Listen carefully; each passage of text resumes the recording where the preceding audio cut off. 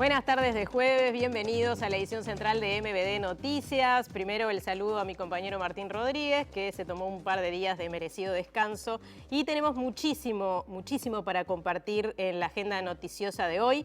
Si les parece, empezamos por los datos oficiales de suicidio que se conocieron en esta jornada, que indican un récord desde que hay registro en el país.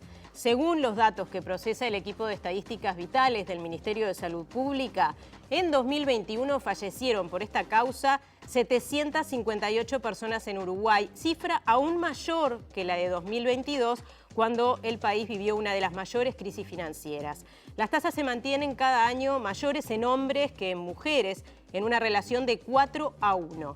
El grupo etario con la cifra más alta de suicidio fue el que reúne a las personas de entre 85 y 89 años. El departamento que registró mayor cantidad de suicidios en 2021 fue 33, seguido de Rocha y La Valleja, y los registros más bajos se observaron en Artigas y Montevideo. Tendremos el desarrollo de esta noticia y muchas más en titulares.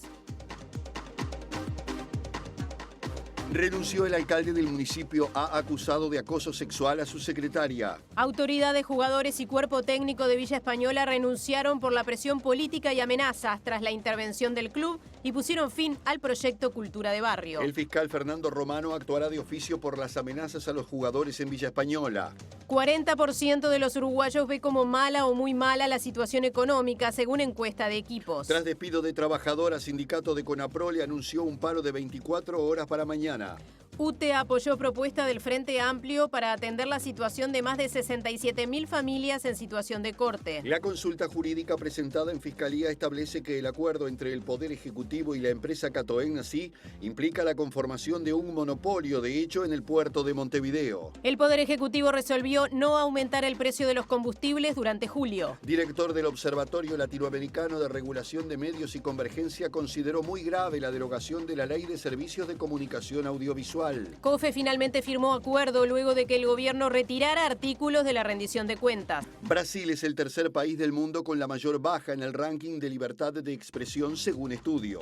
El Parlamento de Israel se disolvió y el país irá a su quinta elección en menos de 4 años.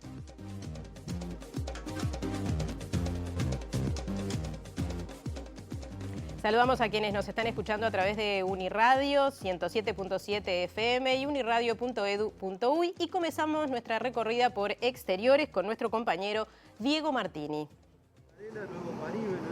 Hola Natalia, ¿qué tal? Muy buenas tardes para vos. Así es, nos encontramos acá en la zona de Carlos María Ramírez, en la puerta del municipio A, donde hoy vino a presentar renuncia Jorge Meroni, alcalde del municipio A, por una denuncia de acoso sexual que fue presentada en la sede del MPP. Esta fuerza le pidió a Jorge Meroni que presentara renuncia, algo que hizo hoy, así que estaremos ampliando en unos minutos nomás. Muy bien, estaremos atentos a esta, que es una de las noticias destacadas del día, y vamos ahora al contacto con nuestra compañera Mariana Abreu. Buenas noches, Natalia, el saludo para todos. Estamos en el Palacio Legislativo porque hoy ingresa al Parlamento el proyecto de ley de rendición de cuentas del Poder Ejecutivo. En estos momentos está reunida la ministra de Economía y Finanzas, Azucena Arbeleche, con los legisladores de la coalición de gobierno, y se estima que a eso de las 19:30 horas la ministra esté entregando este documento a Graciela Bianchi en su calidad de vicepresidenta y presidenta de la Asamblea General, porque recordemos que el presidente está de viaje. Entonces la presidenta es hoy Beatriz Argimón y por lo tanto Graciela Bianchi está en estas funciones que recién mencioné. Un proyecto de ley de rendición de cuentas que va a priorizar, según las propias autoridades, educación, también seguridad y la recuperación salarial para los funcionarios públicos. Bien, y desde Estudios, la compañía de nuestra compañera Julieta Núñez Tomás, ¿qué tema tenemos hoy? Gracias, Nati. Sí, hoy vamos a hablar de UTE porque hoy justamente el directorio resolvió algunas medidas vinculadas a los más de 67.000 hogares que están en situación de corte, es decir, que deben 2 o más facturas y que en ese sentido la UTE ya podría resolver cortarle el suministro de energía eléctrica. Hoy el directorio aprobó una resolución que presentó el Frente Amplio y que venía presentando desde hacía ya 2 años, vinculados a la exoneración de las multas multas y los recargos y a la posibilidad de que se pague en cuotas lo que tienen adeudado. Así que vamos a profundizar en la situación de muchas de estas familias y también salimos a la calle a preguntarle a la gente cómo están haciendo para afrontar las facturas de UTE. Tema de interés general, así que estaremos atentos, Julieta, muchas gracias. Y bueno, han surgido en estas horas repercusiones sobre la comparecencia o las declaraciones de varias autoridades de gobierno en Fiscalía por todo lo vinculado al contrato de la empresa Catunafi. Así que vamos a ver qué se dijo en estas horas.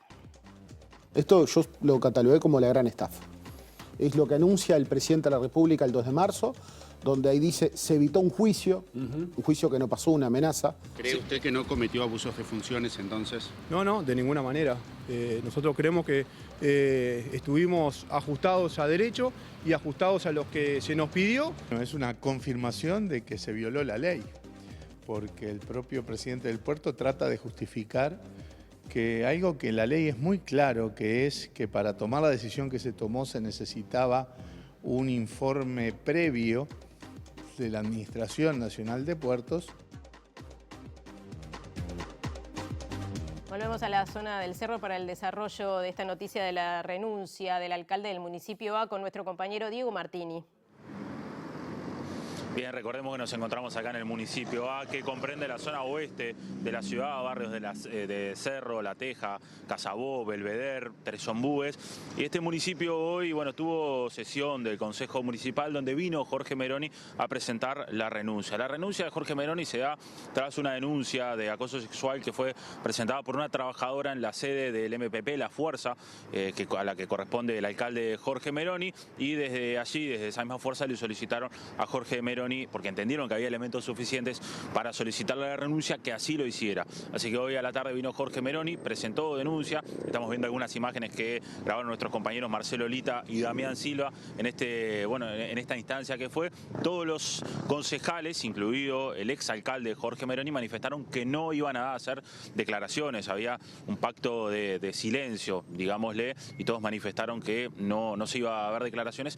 Y además el resto de los concejales manifestaron que era una jornada triste, que era un día triste porque ellos entendían al Consejo Municipal como una familia, que bueno, entendían que se estaba viendo perjudicado. Entonces el alcalde Jorge Meroni, que hablamos en off con él, obviamente, y nos manifestó que estaba dolido por esta situación, que entendía que no era así, pero que presentó su renuncia porque él corresponde a su fuerza política y su fuerza política entendía que tenía que presentar la renuncia, así él lo hizo. Analiza acciones judiciales por estas horas él, junto con su abogado, y bueno, estas denuncias por acoso se dieron por una trabajadora que, según nos dijeron desde acá, de los concejales municipales y el propio Meroni, no tenía contrato ya con el municipio desde diciembre, o sea, un contrato que no se había renovado. Ahora hace unos minutos hablamos con esta trabajadora también en off, que nos mencionó algunas cuestiones. Ella nos mencionó que no tenía ningún vínculo con el alcalde y que también analiza estas acciones, que presentó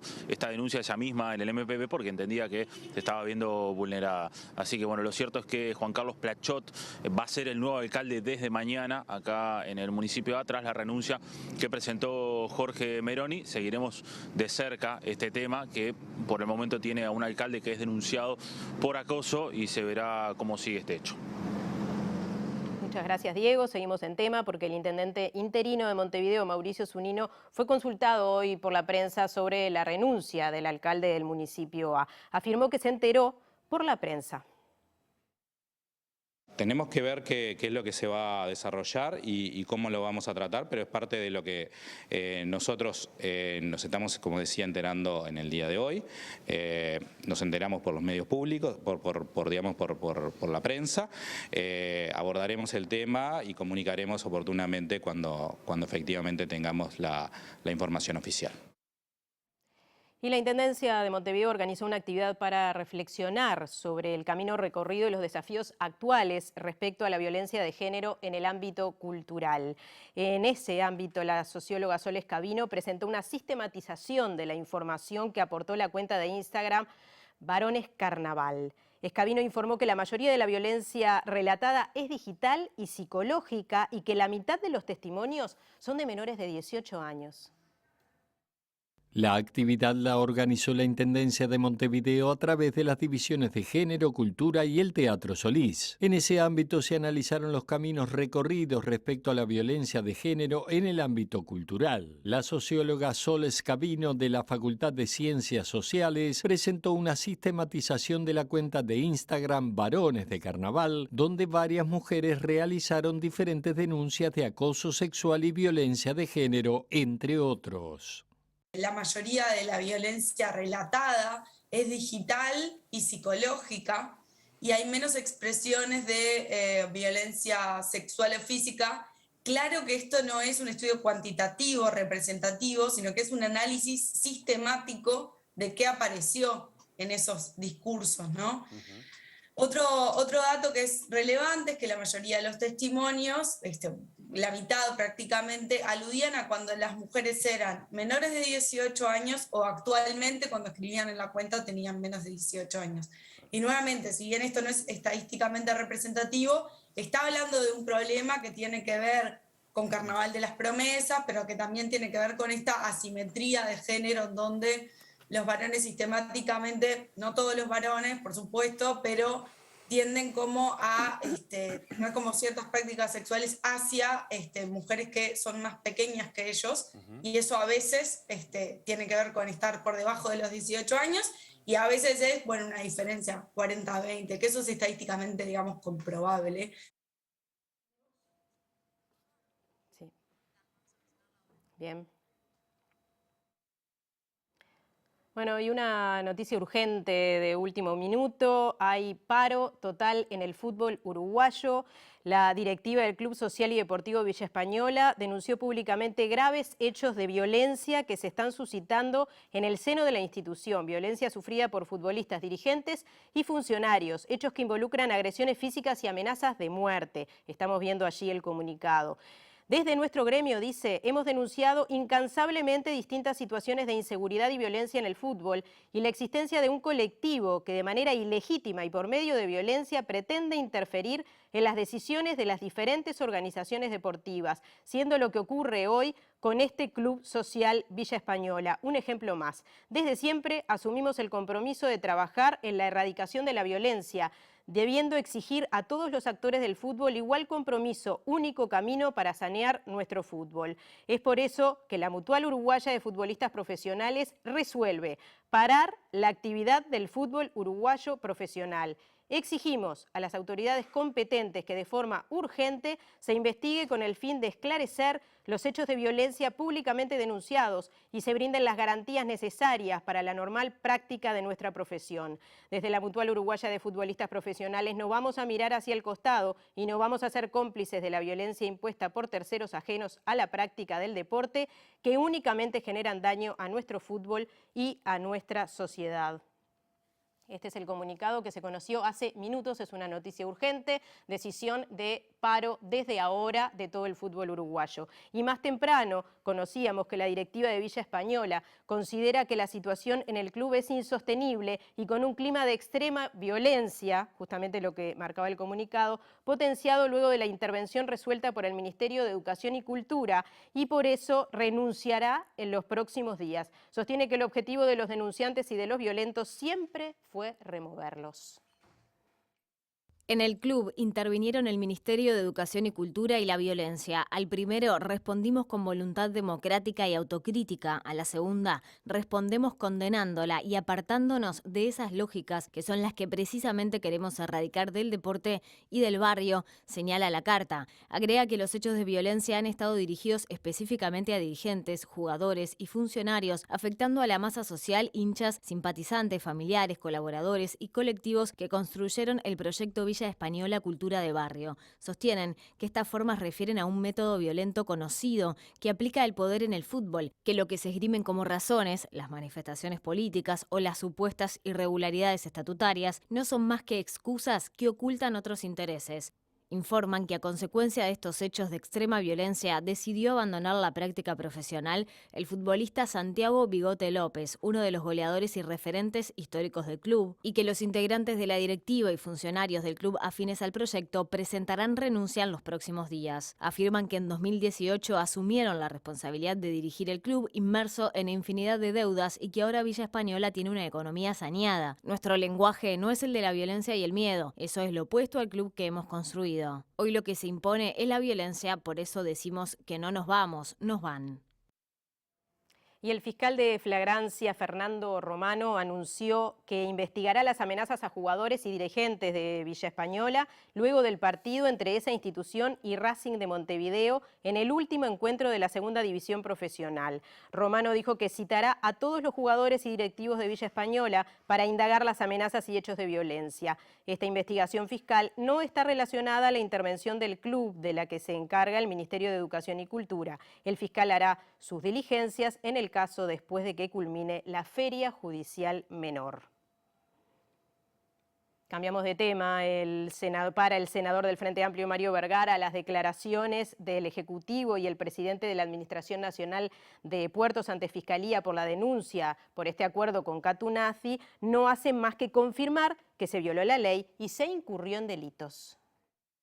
Es una confirmación de que se violó la ley, porque el propio presidente del puerto trata de justificar que algo que en la ley es muy claro, que es que para tomar la decisión que se tomó se necesitaba un informe previo de la Administración Nacional de Puertos, no se hizo por ninguna de las dos cosas. Ni fue previo porque el informe se envía prácticamente 2 meses después de firmado el acuerdo, con lo cual ya se violaba la ley en ese sentido.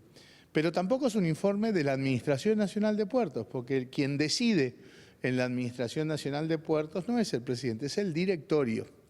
Por lo tanto, una nota que envía el presidente no puede tomarse como una resolución de la Administración Nacional de Puertos. Por lo tanto, por las dos cosas es que queda claro que el puerto no asesoró de manera previa con respecto al contrato que se firmó con Katunazi.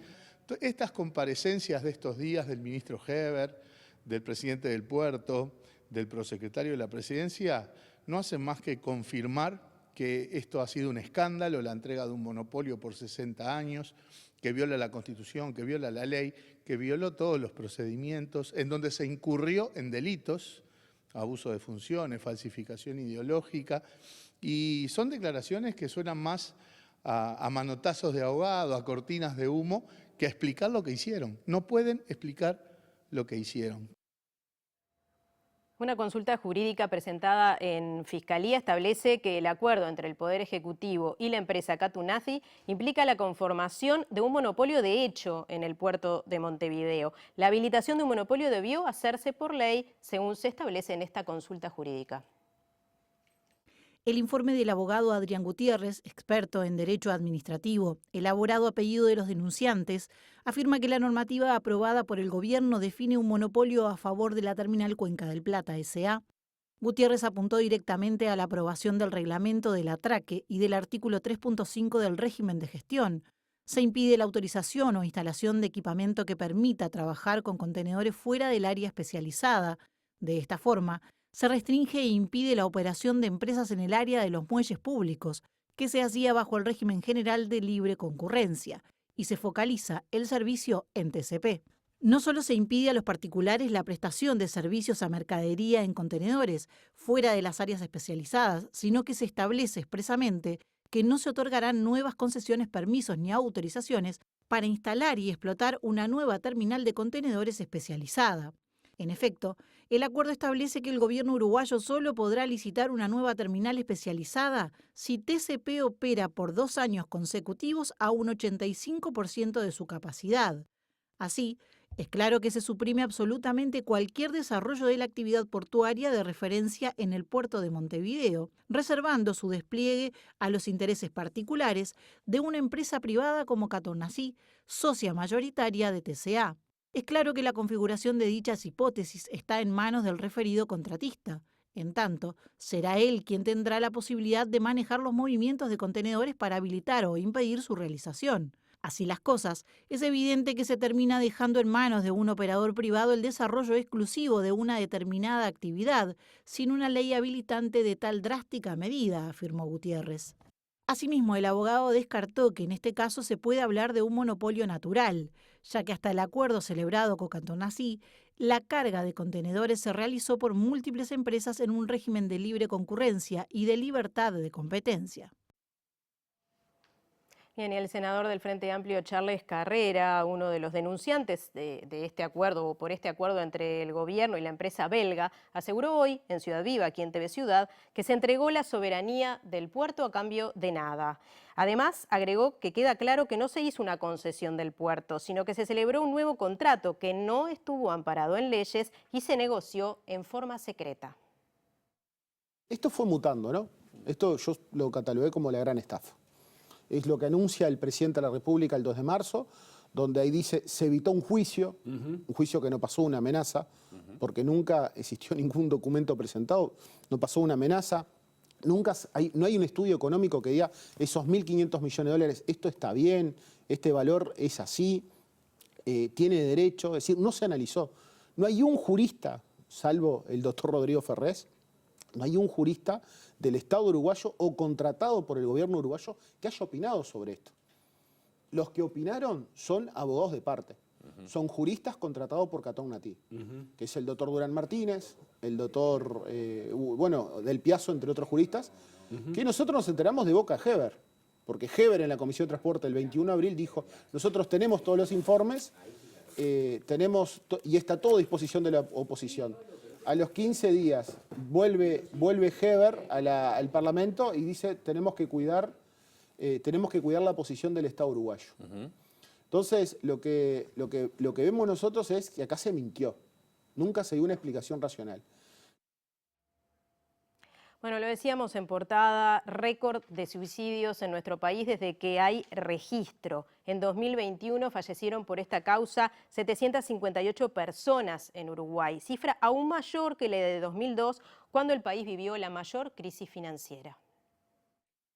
En 2021 en Uruguay cada 100.000 habitantes hubo 21,4 suicidios. La cifra supera a la más alta hasta ahora que se registró en 2002 como consecuencia de la crisis financiera y supera a otras causas de muerte como los siniestros de tránsito y homicidios en el país. Las tasas se mantienen cada año mayores en hombres que en mujeres en una relación de 4-1. 82,45% del total de las muertes por suicidio corresponden a hombres y 17,55% a mujeres. En las cifras oficiales 2021 que procesa el equipo de estadísticas vitales del Ministerio de Salud Pública, se destaca la suba de suicidio entre adultos mayores y personas de entre 25 y 29 años. En este último grupo etario, la tasa de suicidios pasó de 29 cada 100.000 a más de 36 cada 100.000 habitantes. La tasa más alta de suicidios, de 49,7 por 100.000 habitantes, se encuentra en el grupo de personas mayores de 85 años, seguida de los de 80 a 84 años y de los mayores de 90 años. Aumentó además en todas las edades mayores a 50 años. El departamento que registró mayor cantidad de suicidios en 2021 fue 33, seguido de Rocha y La Valleja, y los registros más bajos se observaron en Artigas y Montevideo. El Ministerio de Salud Pública está diseñando un plan de capacitación con apoyo del Banco Mundial para la detección y abordaje de los intentos de autoeliminación, depresión y psicosis en el primer nivel de atención de salud del sector público y privado.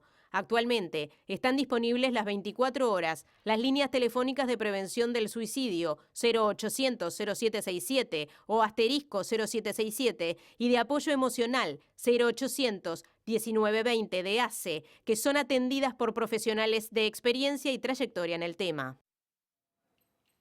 Bien, vamos a mantener ahora un contacto telefónico con el fiscal de flagrancia, Fernando Romano. Doctor, ¿está por allí? ¿Nos escucha? Perfectamente. Bien. Decíamos hace un ratito que usted había anunciado que investigará las amenazas a jugadores y dirigentes de Villa Española luego del partido entre esa institución y Racing de Montevideo. ¿Es así? Es correcto, sí, es así. Hoy tomé la decisión, luego de ver el comunicado de Villa Española y hablé con la funcionarios de la unidad de violencia de análisis y violencia en el deporte de la Jefatura de Policía de Montevideo del Ministerio del Interior Y bueno, tomamos la decisión de comenzar una investigación por el comunicado que hablaba de amenazas de muerte, violencia en el partido de Villa Española con Racing del día domingo, y que además se viene arrastrando aparentemente de días atrás, o de varios partidos atrás. ¿Esto no tiene que ver con esta decisión del Ministerio de Educación y Cultura de intervenir el club? No, en absoluto.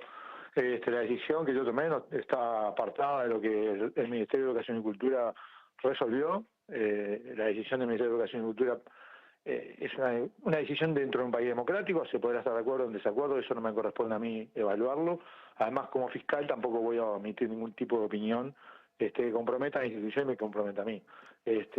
Acá habrá herramientas, el Ministerio de Educación y Cultura tendrá las herramientas como para seguir adelante con la intervención, o el Club Villa Española tendrá el derecho de estar asistida por un abogado y bueno, pues no será la misma. Pero no voy a ingresar en ese terreno porque lo que decidimos hoy es a consecuencia del comunicado de Villa Española, en el cual denuncian que varios jugadores han recibido amenazas de muerte en el partido con el equipo con Racing, y así igual como dirigente, ¿no? Fue lo único que me movilizó a iniciar una investigación. Los futbolistas están pidiendo, ¿no?, una urgente investigación en un comunicado que se conoció recién de la Mutual de Jugadores Profesionales. Correcto, yo también conozco recién el comunicado. Nosotros ya hemos ingresado, ya hemos empezado a investigar. Mañana comienza la feria judicial y yo hasta el lunes no me reintegro al trabajo. El lunes comienzo el turno y entiendo la situación del fútbol, pero en el turno tengo prioridades que son la gente que está detenida, y si hay espacio como para que Fiscalía, a través de nuestra Fiscalía de noveno turno de flagrancia, podamos empezar a trabajar la semana que viene, se va a empezar a trabajar. Pero ya hoy, Policía empezó a trabajar y empezó a citar a las personas que han hecho la denuncia, llamémosle, no formal, porque varios periodistas me han preguntado si hay una denuncia. Bueno, la denuncia es el comunicado, ya está el comunicado anunciando que hay violencia y amenazas de muerte. O sea, por lo tanto, ya más allá de que no se hayan presentado ante la autoridad policial o ante la autoridad fiscal, entendemos de que ya ese solo hecho de haber puesto en la opinión pública hechos graves, como aparentemente son, ya eso, a juicio nuestro, ya está comunicando, y está informando de lo que pasó, y por tanto lo estamos tomando de oficio. Bien, ahí está, es una actuación de oficio, para que quede claro. Estamos actuando de oficio, correcto. Y ahora bien, hoy comenzó Policía a trabajar el caso. Bien. Supuestamente hay personas identificadas. Bueno, eso lo veremos y lo evaluaremos en la medida de que los jugadores de Villa Española que han sido amenazados, al igual que los dirigentes, aporten esos nombres. Bien. Yo acabo de leer el comunicado de la Mutual de Futbolistas profesionales, y bueno, es una postura del gremio en el cual yo no voy a ingresar a analizar porque tampoco corresponde. Yo soy parte de un gremio como el gremio de fiscales, y por tanto no entiendo de que legítimamente están tomando determinadas medidas de las cuales yo no me voy a pronunciar. Bien, empieza su trabajo entonces a partir de la semana próxima. Obviamente los tiempos en este caso no se pueden determinar claramente. No, porque además mañana le vuelvo a repetir, hay feria judicial. Entendemos de que las urgencias deberían, o sea, Policía ya está tomando declaraciones o va a empezar a tomar declaraciones, seguramente empiecen a citar para el día de mañana, y Fiscalía vamos a tratar de trabajar y de mechar alguna audiencia con algún jugador la semana que viene. Pero quiero aclarar, cuando uno está de turno, lo primero, lo más urgente son las personas que están detenidas, porque eso lo que reclama es que nosotros tenemos un plazo constitucional en el cual esa persona debe ser formalizada o puesta en libertad. Por tanto, eso es lo prioritario que tenemos la semana que viene, nosotros como Fiscalía de Flagrancia que hemos tomado el caso. Bien, le agradecemos muchísimo al fiscal de Flagrancia, Fernando Romano, más que claro, y por supuesto que seguiremos en el tema a partir de la semana próxima. Le agradezco mucho y fueron muy amables en la comunicación. Gracias. Gracias. Bueno, y seguimos con otros temas. Gustavo Gómez, director del Observatorio Latinoamericano de Regulación de Medios y Convergencia Observacom, consideró que sería muy grave la derogación de la Ley de Servicios de Comunicación Audiovisual, más conocida como Ley de Medios. Dijo que se barrería con derechos adquiridos, reglas de juego más claras y límites al monopolio mediático. De acuerdo con la información de búsqueda, el Poder Ejecutivo solo mantendrá algunos ítems puntuales de la Ley de Servicios de Comunicación, como la transmisión de actividades deportivas en instancias decisivas y el lenguaje de señas en programas periodísticos. El experto Gustavo Gómez, quien fue parte de la elaboración de la ley, dijo que resta conocer el contenido final del proyecto de rendición de cuentas sobre esta norma, pero adelantó algunas opiniones. Ya la derogación lo que busca es satisfacer los intereses de los principales medios de comunicación del país, que si se deroga no van a tener ningún tipo de límite a la capacidad de formar monopolios mediáticos, que no van a tener que pagar absolutamente nada por el uso de un espectro que es un bien público de todos los uruguayos, que podrán seguir sumando licencias de radio y televisión, no solo sin límites, sino además sin concurso, porque en la medida que se deroga la ley, volvemos al esquema viejo de que se entregan a dedo por parte de los gobiernos, como se hizo antes incluso al final de la dictadura. Se trata de una medida producto de la incapacidad, con un fundamento falso como es la inconstitucionalidad, para satisfacer a los dueños de los medios que han estado presionando estos 2 años y medio para que esa norma se derogue, y como no encontraron la forma de conseguir alinear todos los votos que tiene la coalición en el Parlamento, terminan yendo incluso contra el programa del Partido Nacional, que no plantea la derogación total de la ley, sino su modificación. Y atención con esta noticia, la Asociación de Obreros y Empleados de CONAPROLE informó que mañana hará un paro de 24 horas por el despido de una trabajadora en una de las plantas procesadoras de la cooperativa. Ante el despido de una trabajadora de la planta número 1 con 15 años de trabajo sin ningún tipo de sanción, no respetando el procedimiento disciplinario vigente, negando la oportunidad de defensa alguna, el sindicato de CONAPROLE realizará un paro de 24 horas este viernes, señala el comunicado de los trabajadores. La medida comenzará a regir en la noche de este jueves, por lo que se resolvió postergar acciones de reclamo previstas por la Federación de Trabajadores de la Industria Láctea en el marco del conflicto que mantiene todo el sector por la recuperación salarial. En el comunicado, el sindicato de CONAPROLE también rechazó las declaraciones públicas realizadas por el ministro de Trabajo y Seguridad Social, Pablo Mieres, realizadas este miércoles 29 de junio. El sindicato afirmó que el jerarca toma partido por las empresas cuando debería buscar alternativas y mediar para resolver el conflicto lácteo. Otro asunto, 40% de los uruguayos observa como mala o muy mala la situación económica, según una encuesta de Equipos.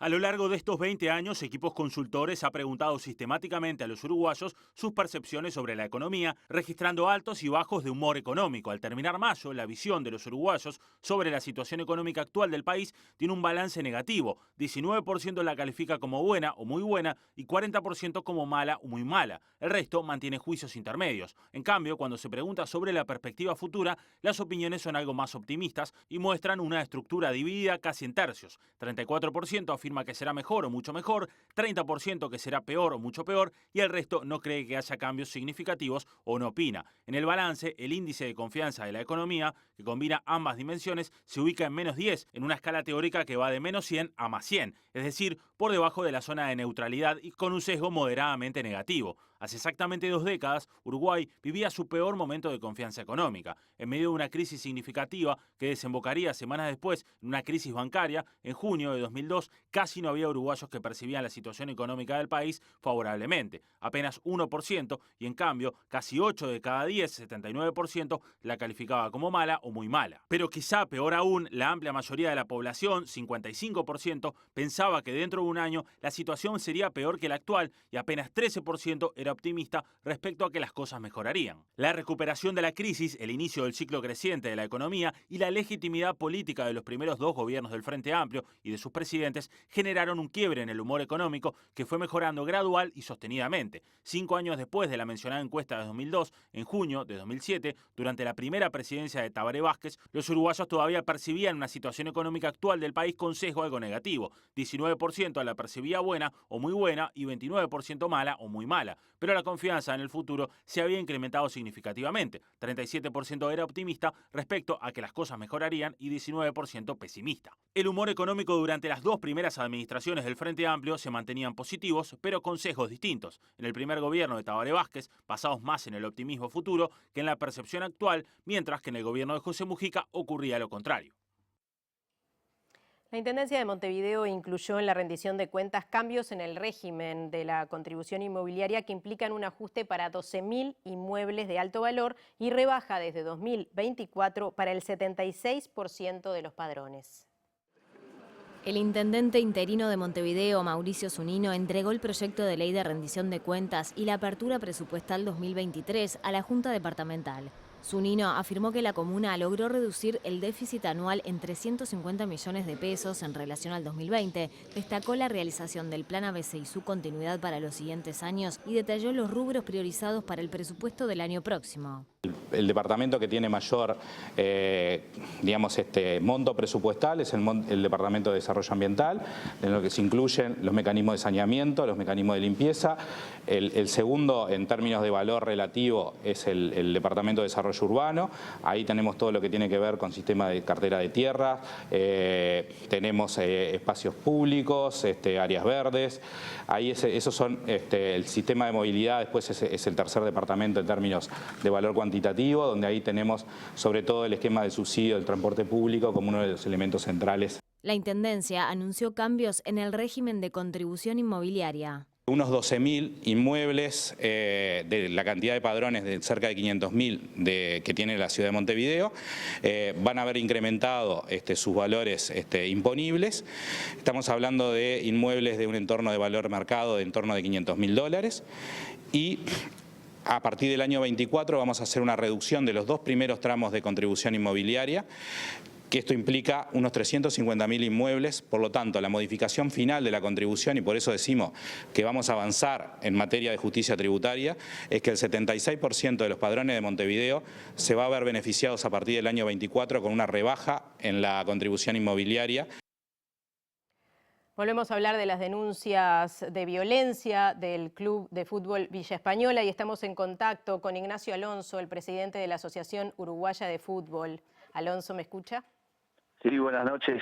¿Qué tal? Buenas noches, ¿qué tal? ¿Cómo están? Bien. Bueno, se conoció hace minutos esta decisión de la Mutual Uruguaya de Futbolistas Profesionales de parar la actividad del fútbol profesional a partir de este momento. ¿Cuáles son sus consideraciones? Mira, lo primero es repudiar de la forma más enfática las amenazas y los hechos de violencia que sufrieron los futbolistas, los funcionarios, los directivos y demás personas allegadas a Villa Española en la jornada del domingo, que es lo que se denuncia, y otras que, de acuerdo a esas líneas que están en su comunicado, ocurrieron a partir del día lunes. Lo primero es eso. Lo segundo es que nos preocupa muchísimo el contenido del comunicado de Villa Española, sí, muchísimo, porque denota una situación absolutamente irregular, una situación absolutamente compleja dentro de un entramado social de un club de nuestra asociación, sobre lo que teníamos determinado conocimiento, por lo menos en comentarios que habían llegado en tiempo atrás respecto a determinadas asambleas que se habían podido solucionar con el diálogo, con la conversación entre las personas, pero que sabíamos que hay algún antecedente también de situaciones complicadas dentro del club, lo que nos hace darle determinadas base antecedentes a lo que hoy estamos leyendo en su comunicado. Alonso, usted dice que ya sabían de situaciones complicadas. ¿Eso qué significa? ¿Cuáles son esas situaciones complicadas? Bueno, nosotros habíamos tenido reportes de asambleas complicadas dentro del club, sabemos que el clima no era el mejor y que, de acuerdo a los comentarios que habíamos recibido, la situación interna estaba tomando un calor que estaba muy cerca de explotar en situaciones de violencia. Bueno, ahora estamos recibiendo primero el comunicado de la mañana de Villa Española, hicimos algunos testimonios de integrantes de comisión, de integrantes de plantel, de funcionarios en la tarde de hoy, que derivan ahora en este paro de futbolistas que entendemos que tiene una lógica gremial muy sólida, en el sentido que no se puede, naturalmente el gremio no puede permitir que sucedan estas cuestiones sin tomar una posición y sin marcar un parate, una reflexión. Por tanto, estamos ahora abocados nosotros también internamente a conversar sobre este asunto. ¿Y qué implica esta renuncia de la directiva de Villa Española para la AUF? Mire, nosotros estamos en este momento tratándolo. A nosotros lo que nos preocupa es la situación de violencia interna que se vive en el club, el clima complejo. La renuncia de los directivos es un tema que por el origen que están denunciando allí tiene naturalmente otros ribetes que nosotros debemos analizar. Es lógico que esto se tiene que investigar hasta las últimas consecuencias. La denuncia y el comunicado habla por sí solo. Habla por sí solo. Sabemos que el fiscal Romano está detrás de la investigación ahora, se hizo presente. Se inicia la semana próxima. En las instalaciones del club, por lo que me han dicho, y hoy hay una actuación judicial, por tanto, así que confiamos en que la misma arroje luz sobre el tema. Estamos naturalmente para colaborar en todo lo que nosotros podamos hacerlo. Alonso, usted dice que la renuncia tiene otros ribetes, ¿y esto tiene que ver con la intervención del Ministerio de Educación y Cultura?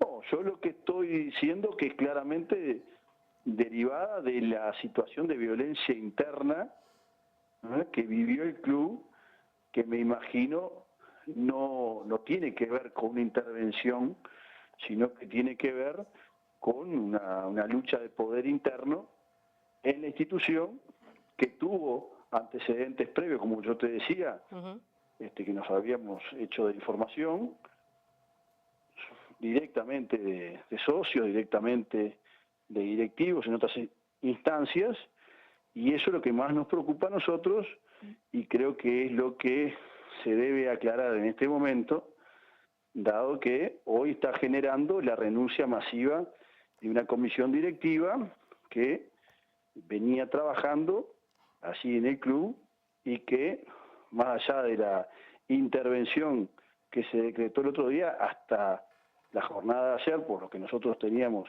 entendido, estaba trabajando en el recurso de impugnación y en la regularización de los aspectos que fueron observados por la actuación del Ministerio. Entonces, usted dice que se está analizando la situación en este momento en la AUF. ¿Hay alguna acción específica que se puede tomar por parte de la asociación?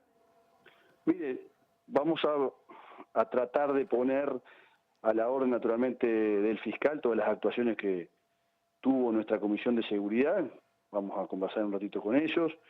A nosotros acá lo que nos interesa es que se regularice la situación institucional del club, pero fundamentalmente que se pueda contemplar la seguridad de los actores que forman parte de la institución. Acá lo primero es la integridad de las personas que forman parte de Villa Española, ¿no?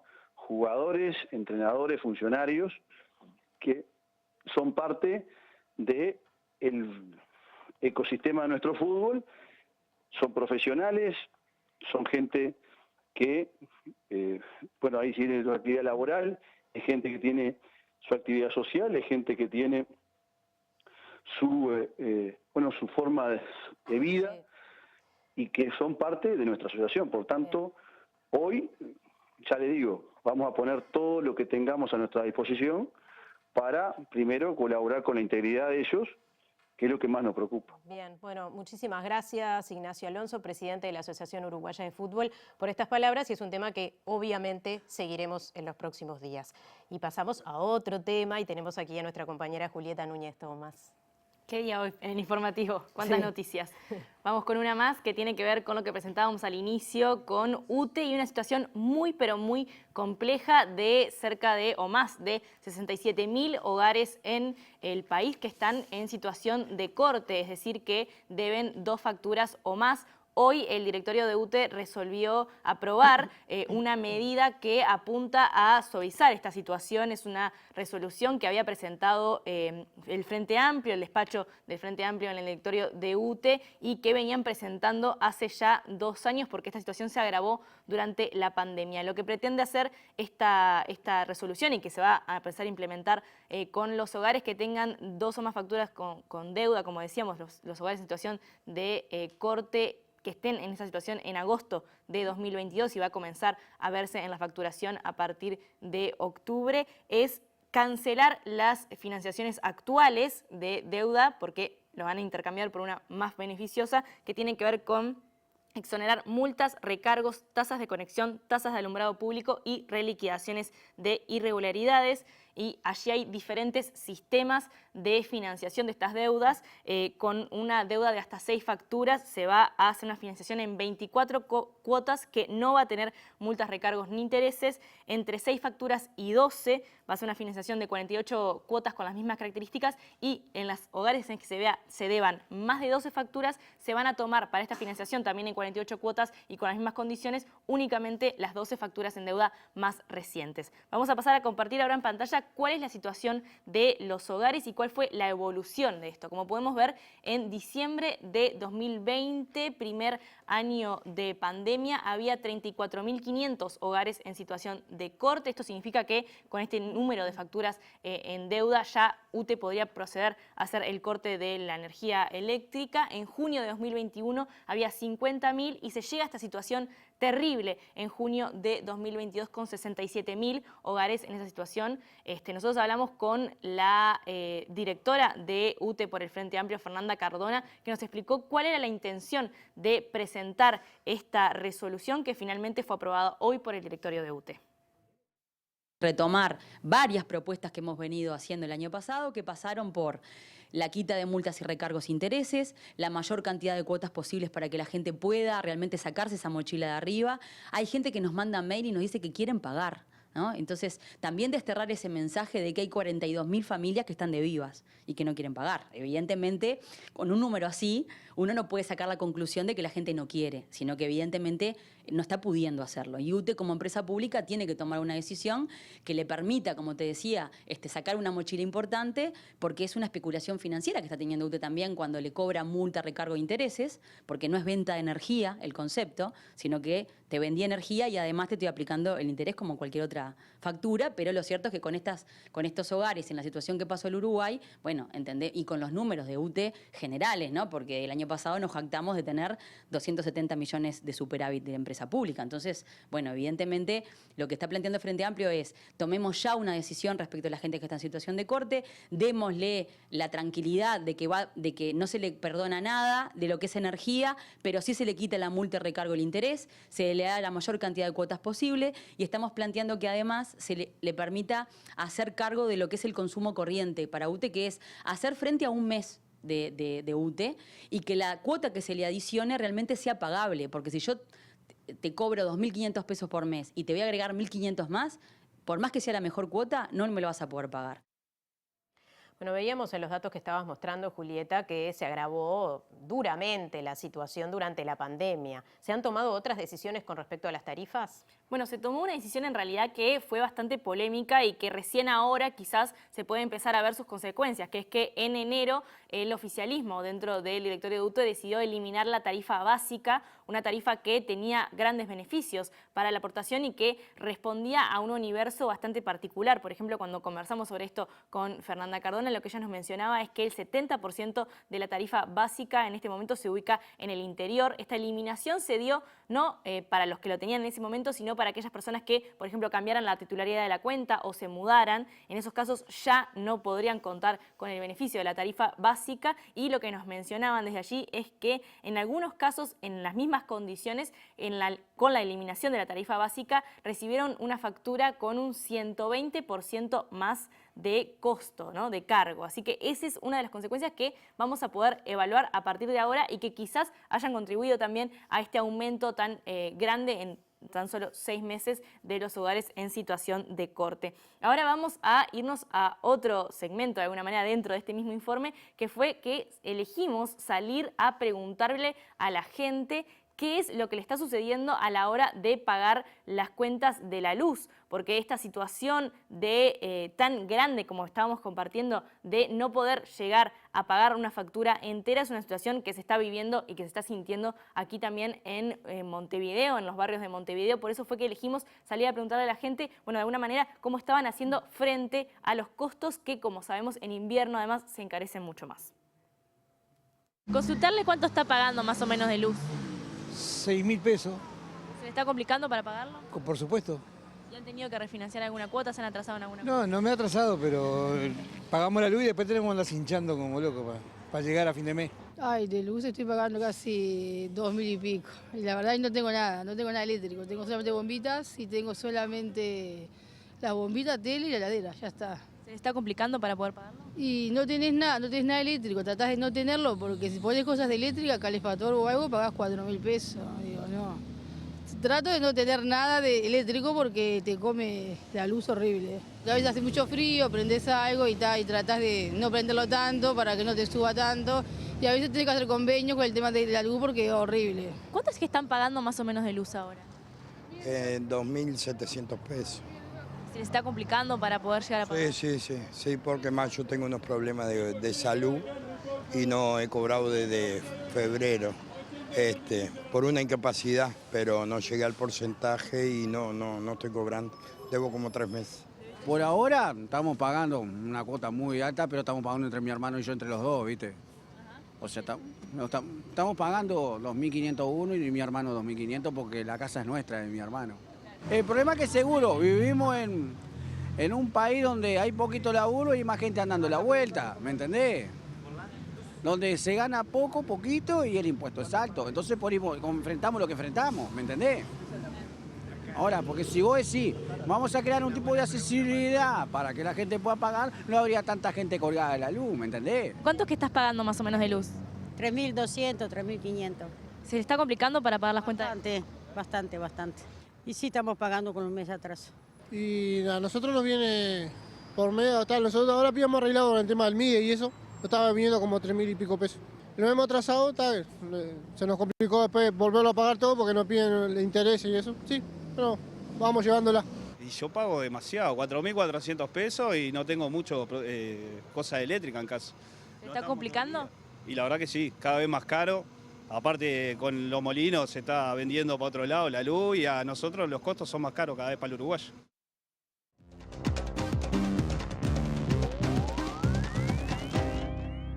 Bueno, sigo bien acompañada en estudios, ahora con la compañía del economista Germán de Agosto, que nos va a hablar de la evolución de los salarios. Estaba pensando cuánto tiene que ver justamente, ¿no? Lo que uno puede hacer con el salario, ahora que veíamos a la gente hablando de lo difícil que se le hace pagar algunas tarifas.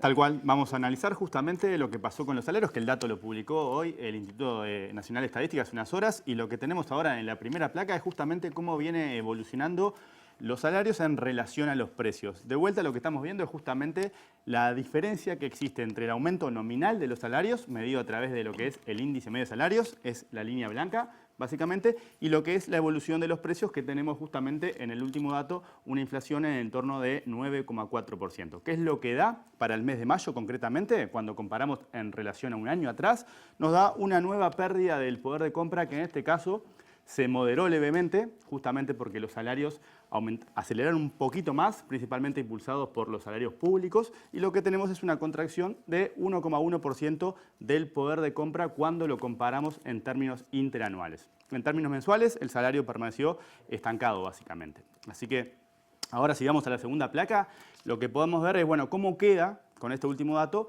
la pérdida que se ha acumulado desde el año 2019. Y acá lo que vemos es que se deterioró un poquito más esa acumulación, y lo que tenemos que, cuando comparamos en relación al promedio del año 2019, lo que tenemos es justamente la pérdida marcada por la sombra que está entre la línea blanca y la línea roja, y eso asciende al 4,4%. Eso es para los salarios en general. Ahora, si hacemos un doble clic y nos metemos, vamos a ver en la tercera placa justamente lo que está pasando con los salarios del sector privado, que justamente en el mes fueron los que más cayeron, tuvieron una caída interanual del entorno o superior al 2%. ¿Sí? Y a la interna del sector privado lo que tenemos es un desempeño variado, heterogéneo en los sectores, con caídas que van desde casi el 4%, en el caso, por ejemplo, de servicios sociales y de salud, o también el caso de hoteles y restaurantes, comercio, construcción, ¿sí? Con caídas más pronunciadas.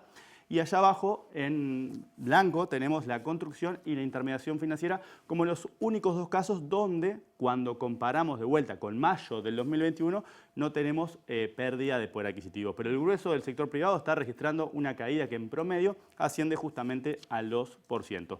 Y ahora, para ir redondeando, tenemos justamente lo que pasa con los salarios públicos, que justamente hoy estamos en la... Ahora, justo se estaba presentando la rendición de cuentas. COFE había llegado a un acuerdo antes, habían negociado en el entorno del 6%. Se y acá firmó el estamos acuerdo, de hecho, ¿no? Se firmó el acuerdo. Se firmó el acuerdo y ahora se están presentando también los números generales, donde recién los trascendidos estaban marcando que hay 70 millones para justamente el concepto de remuneraciones públicas. Y lo que vemos ahí es justamente cómo viene la evolución del poder de compra en el ámbito del sector público. En términos acumulados, lo que tenemos es una caída del entorno del 3%, cuando lo analizamos en relación al promedio del 2019, y cuando nos metemos adentro de lo que es el sector público, también tenemos resultados dispares. En este caso destacaron los salarios dentro de las empresas públicas, que tuvieron justamente un incremento interanual de 1,4%. Eso tiene que ver con la dinámica del mes, más que nada porque si nosotros miramos lo que vemos es caída, pero justo en el mes de mayo, cuando lo comparamos con el mismo mes del año anterior,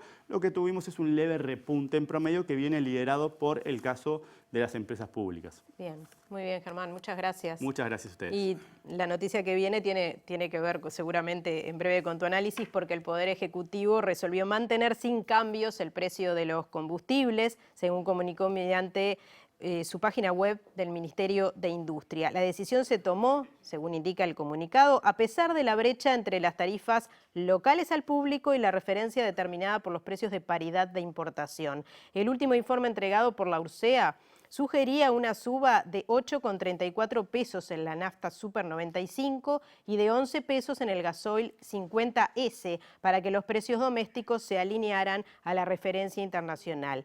El gobierno, añade la información oficial, tomó esta decisión en apoyo a la competitividad de las empresas y para evitar aumentos al consumidor.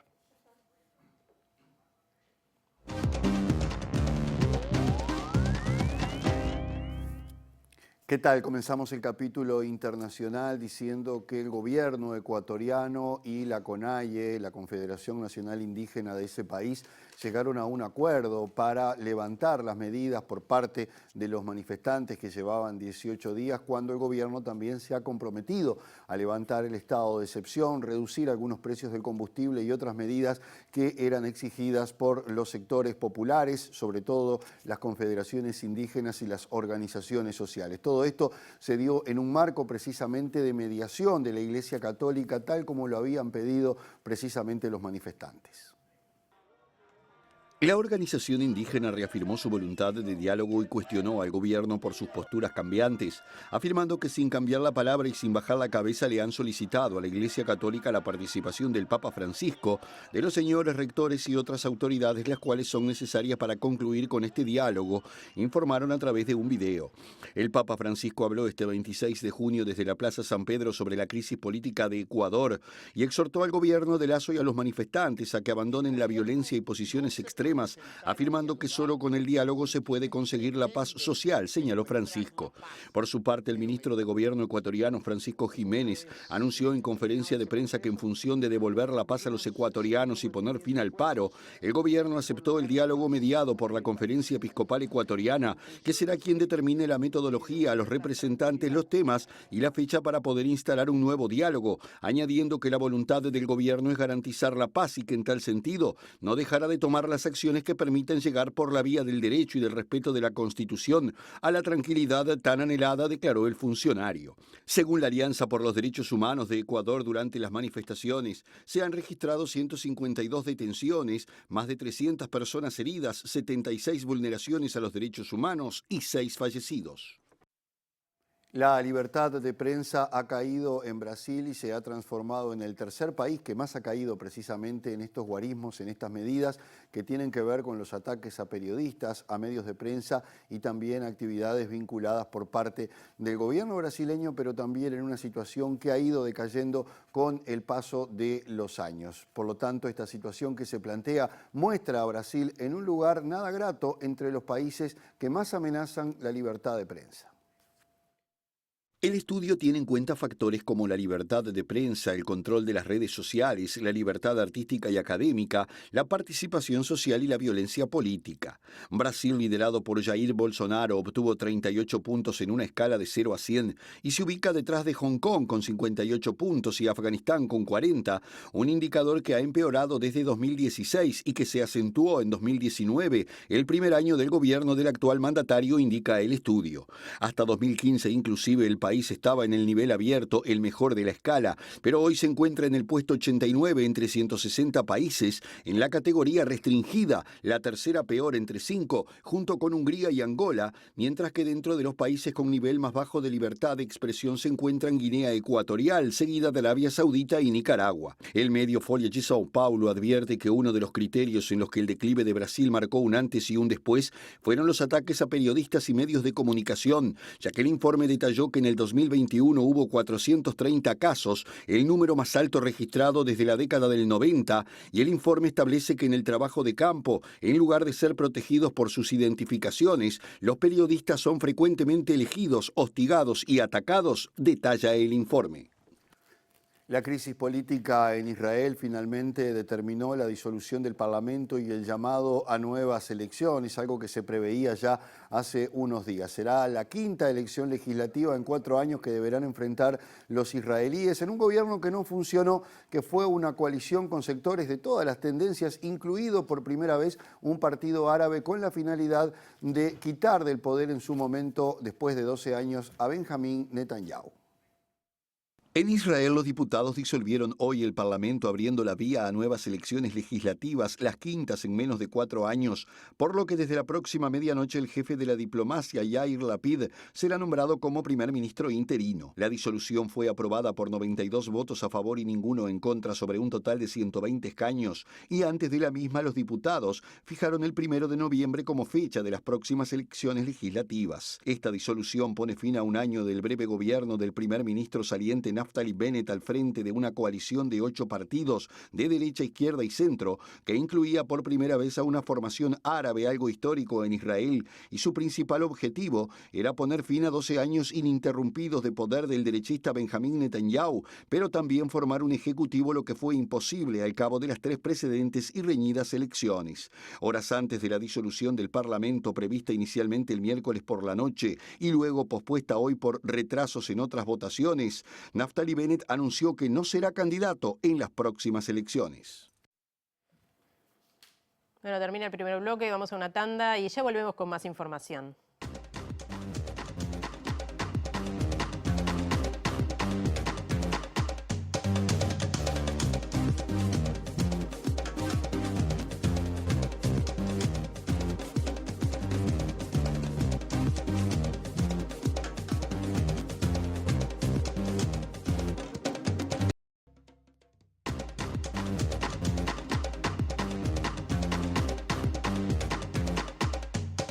bloque de la edición central de MBD Noticias y seguimos con más información. Lo anunciábamos en la columna de Economía. El Poder Ejecutivo decidió retirar los artículos vinculados a la carrera administrativa de la rendición de cuentas y eso posibilitó la firma del convenio colectivo con los trabajadores de la Administración Central y los servicios descentralizados.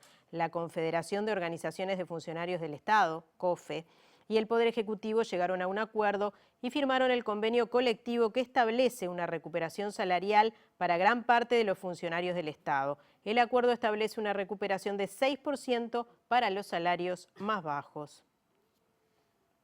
Otro asunto, la Fiscalía pidió el embargo de Raúl Sendic por no pago de la multa de su condena.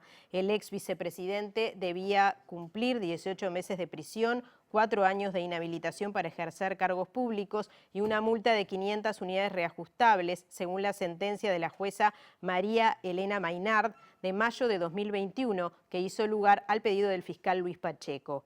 Por ser primario, la jueza otorgó a Sendic el beneficio de la suspensión condicional de la pena, lo que implica que tras un año sin cometer nuevos delitos, los antecedentes se extinguen.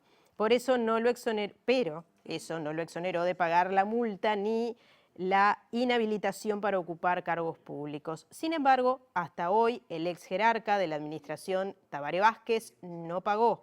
El valor actual de la unidad reajustable, según el valor actual, el monto adeudado supera los 700.000 pesos, informó el semanario Búsqueda. Los abogados de Sendic señalaron que están elaborando un plan de pagos para hacer frente a la deuda y poder levantar el embargo. El plan será presentado mañana a Fiscalía. Y SUNMA, el Sindicato de Trabajadores del Mar y Afines, hará un paro general de actividades el martes 5 de 9 a 13 horas en todo el país por la desaparición de Pablo Velázquez la semana pasada. Los buzos concluyeron el trabajo de búsqueda, aunque Prefectura decidió continuar con gomones. El sindicato exige el cumplimiento de la normativa de seguridad, la existencia de la figura del marinero de guardia y reducción de la carga horaria mensual. Mauro Rivero, secretario general de SUNMA, dijo que a pesar del trágico accidente que sufrió su compañero, las condiciones de trabajo siguen siendo inadecuadas. Pablo Velázquez perdió la vida al pretender pasar del muelle al barco. El sindicalista agregó que en la nave no había nadie, por lo cual al momento del accidente nadie lo pudo ayudar. Hoy los trabajadores difundieron un video para demostrar que estas situaciones son cotidianas. Lo que se plantea, que es en la plataforma que se da a conocer a los medios de comunicación y a los afiliados, es que bueno, hay que tratar de revertir, porque la realidad es que hoy fuimos a hacer una asamblea con los trabajadores 10 días después más de 10 días después del accidente, y sigue habiendo incumplimiento. Entonces, y sigue habiendo trabajadores que están arriesgando su vida. Lamentablemente, este hecho trágico fue un accidente similar al del video que te mandé hace un ratito. Similar. Nada más que el trabajador se resbaló, tuvo un golpe, cayó entre el barco y el muelle y todavía siguen sin aparecer. Así que nosotros entendemos que por más que parezca que no pasa, se dan accidentes por este tipo de casos. Bueno, y el sindicato de los y las trabajadoras de la Intendencia de Montevideo pedirá que se reabra el caso archivado este miércoles por la agresión contra un funcionario de Inspección General mientras realizaba controles en el centro de la ciudad por venta ilegal en la vía pública. Nos enteramos a última hora de la tarde de ayer que se archivó la denuncia que realizaron los compañeros. Esta ha sido la agresión más brutal en muchos años. El compañero no solo lo golpearon, que tiene puntos, de hecho está en el banco de seguros, sino que además también lo patearon en el piso. O sea, realmente fue una situación muy violenta que, como hemos dicho nosotros siempre, sabemos que la tarea inspectiva no es simpática, pero nada justifica estas reacciones violentas, ¿no? Son trabajadores que están haciendo su tarea y que obviamente deben hacer cumplir la normativa. Los vendedores, cuando están vendiendo productos que son ilegales, saben que no pueden estar allí, saben que se les va a decomisar la mercadería. Bueno, lamentablemente tenemos un compañero que está sufriendo esta agresión, ¿no? Está muy golpeado, lastimado. Y bueno, lo que sí sabemos es que los compañeros de Inspección General ahora, o de Convivencia Ciudadana, se van a reunir en asamblea y que seguramente desde el sindicato tomemos el caso de la denuncia pidiendo que se desarchive, obviamente, porque es inconcebible que alguien actúe con esta violencia, que lastima a un trabajador realizando su tarea y que quede absolutamente impune, ¿no? Está claro que vamos a necesitar trabajar en protocolos para que podamos evitar este tipo de agresiones. Lo que sí sabemos es que hay un problema generalizado en cuanto a la violencia y a la reacción a tareas inspectivas. Pasó con los inspectores de tránsito, este año con más de 20 agresiones denunciadas, y bueno, los compañeros de Inspección General no son ajenos a esta situación.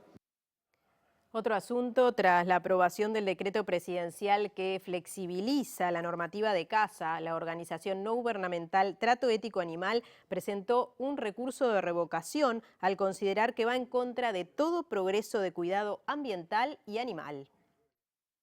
Es un decreto presidencial que va en contra del propio programa de gobierno del partido que gobierna nuestro país hoy, que es el Partido Nacional, que en su programa plantea la necesidad de ser mucho más estrictos con los controles sobre la caza y que da cuenta de que la caza, sobre todo la caza con perros, aporta grandes insumos para la formación de jaurías que son un gran problema a nivel nacional.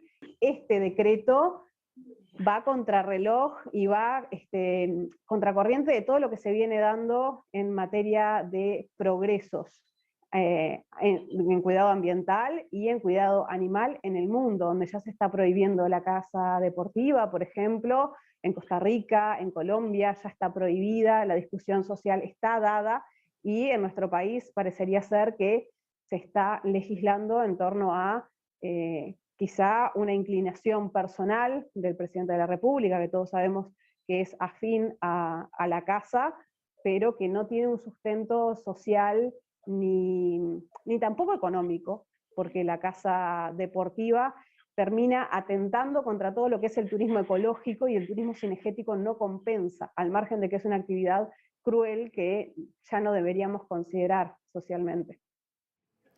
Bueno, y lo anunciábamos antes, se está presentando el proyecto de rendición de cuentas para el análisis parlamentario, por eso nos vamos de nuevo con el contacto con nuestra compañera Mariana Abreu allí en el Palacio Legislativo. Así es, Natalia, aquí estamos aguardando que ingrese la ministra de Economía y Finanzas, Azucena Arbeleche, que recién estuvo reunida con los legisladores de la coalición de gobierno. Va a ser entrega de este documento, del proyecto de ley de rendición de cuentas elaborado por el Poder Ejecutivo, a la vicepresidenta en funciones, Graciela Bianchi, porque recordemos que el presidente está en el exterior y asume las funciones de presidencia Beatriz Argimón, y por lo tanto la senadora Bianchi es hoy la vicepresidenta y también la presidenta de la Asamblea General, así que ella va a ser quien va a estar recibiendo este documento, que tiene incrementos en los rubros de educación, de seguridad, de ciencia y tecnología, y también lo comprometido por el gobierno, que es la recuperación salarial de los funcionarios públicos. Así lo han anunciado las diferentes autoridades y también legisladores, así que en unos minutos llegó recién la vicepresidenta en funciones, Graciela Bianchi, ingresó aquí a la presidencia del Senado, y como dije, estamos aguardando que ingrese al Parlamento la ministra Azucena Arbeleche. Este proyecto de ley va a empezar a tratarse formalmente en la Cámara de Diputados a partir de la semana que viene, que tiene 45 días para expresarse, luego pasa a la Cámara de Senadores, así que vamos a estar informando sobre este tema. Muchas gracias, Mariana. Y el senador del Frente Amplio, Enrique Rubio, afirmó que no está claro que el ingreso que generan las exportaciones redunde en los 40.000 puestos nuevos de trabajo que estima el gobierno para 2022. Yo creo que no se ve recuperación del mercado interno, ¿no? Sino caída del consumo y del mercado interno. No se ve inversión pública. Lo que sí se ve es que hay un incremento extraordinario de los ingresos por exportaciones, por la disparada de las commodities, que a su vez fue multiplicada por la guerra europea. Eso provoca crecimiento del producto y crecimiento de ingresos. Ahora, eso a su vez está concentrado en cuanto a ese flujo de dinero en una élite que básicamente tiene que ver con el gran agronegocios en este país. Si eso va a generar 40.000 puestos de trabajo, como se dice, yo lo dudo, porque en realidad no son sectores hasta ahora que sean generadores de mucho empleo. El gobierno tiene amplio margen, un margen importante para atender demandas sociales. Y lo tiene porque, por un lado, aumentó impuestos por la vía del cambio del cálculo del IRPF y del IAS, y por la vía de la reducción de los puntos que se descontaban de IVA. Hay nomás ahí 100 millones de dólares. Lo tiene por el incremento que trae. Al crecer el producto, crece la recaudación. Bueno, estamos terminando esta edición y nos vamos con los datos del tiempo. Vamos a ver en pantalla qué dice Inumet. Mañana viernes 1 de julio, una mínima de 1 grado, atención, y una máxima de 16. Sale el sol, los días se esperan parecidos al de la jornada de hoy. Eso es importante, pero atención con las mínimas. El sábado 2 de julio sube un poco la mínima a 6 grados y la máxima baja a 14. Y el domingo 3 de julio nuevamente 1 grado de mínima y 16 de máxima. Bueno, nosotros nos vamos, pero se quedan ustedes con Lado B porque ya está aquí Alejandro Stipanisic, el presidente de ANCAP. Muchos son los temas que tendrá para repasar Wilmar Amaral con este jerarca. Bueno, sigan entonces en la pantalla de TV Ciudad. Nosotros nos reencontramos mañana a las 19 horas. Que pasen bien. Renunció el alcalde del municipio A acusado de acoso sexual a su secretaria. Autoridades, jugadores y cuerpo técnico de Villa Española renunciaron por la presión política y amenazas tras la intervención del club y pusieron fin al proyecto Cultura de Barrio. El fiscal Fernando Romano actuará de oficio por las amenazas a los jugadores en Villa Española. 40% de los uruguayos ve como mala o muy mala la situación económica, según encuesta de Equipos. Tras despido de trabajadoras, sindicato de Conaprole anunció un paro de 24 horas para mañana.